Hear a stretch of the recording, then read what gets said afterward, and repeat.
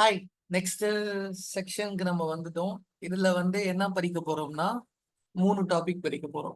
So என்னென்னன்னா பார்ப்போம். First musical words and symbols.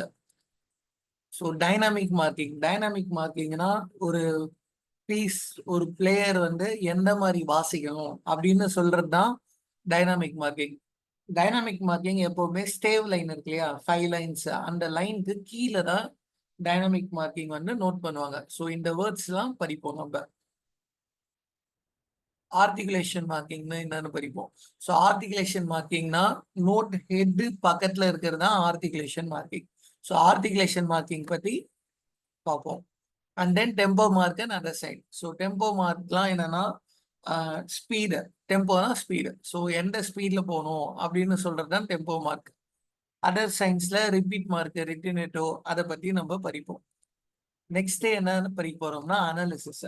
So அனாலிசிஸ்ல என்ன பண்ணுவோம்னா கொஷின் கொடுத்துருவாங்க. ஸோ கொஷின்னா என்னன்னா ஒரு பீஸ், ஒரு set of music. So music கொடுக்குது, அது என்ன ஸ்கேலு, என்னென்ன நோட்ஸ் யூஸ் பண்றாங்க, என்ன ஆக்சிடென்டல்ஸ் யூஸ் பண்றாங்க, என்னென்ன டைனாமிக் மார்க்கிங் யூஸ் பண்றாங்க, என்ன ஆர்டிகுலேஷன் மார்க்கிங் யூஸ் பண்றாங்க, என்ன டைம் சிக்னேச்சர், ஒரு பார்ல எத்தனை கவுண்ட் இருக்கும், நோட் வேல்யூஸ், ரெஸ்ட் வேல்யூஸ், இதை பத்திலாம் படிப்பாங்க.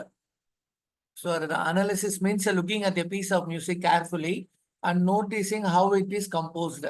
This will help you to get more out of listening to music. It will also help you to play your instrument more fluently because you will understand how the music is put together. An accompaniment is a music that supports our back tune. So இதுதான் dynamic marking. என்னது பிபின்னு போட்டுக்கிறாங்க. So Steve line கீழே இருக்கு.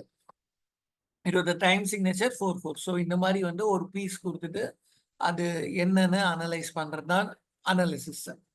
Next என்ன படிப்போம்னா different words but same meaning. So different words same மீனிங்னா என்னன்னா ஒரு பர்டிகுலர் வேர்டு இருக்கும். Example semibreve. செமி பிரேவ்னா 4 கவுண்ட். செமி பிரேவ்க்கு இன்னொரு பேர் என்னன்னா ஹோல் நோட். ஸோ இந்த மாதிரி different words but same meaning, இந்த மாதிரி வேர்ட்ஸ்லாம் படிப்போம். ஸோ இதெல்லாம் அக்கம்பனிமெண்ட், பார் மெஷர், ஸோ இந்த மாதிரி டிஃப்ரெண்ட் வேர்ட்ஸ் சேம் மீனிங்லாம் படிப்போம். ஸோ நெக்ஸ்ட் செக்ஷன்ல வீடியோல நெக்ஸ்ட் செக்ஷன்ல சாம்பிள் கொஸ்டின் பேப்பர் என்னன்னு பார்ப்போம். இந்த செக்ஷன் பத்தி பிரீஃபா வர வீடியோஸ்ல படிப்போம். தேங்க்யூ.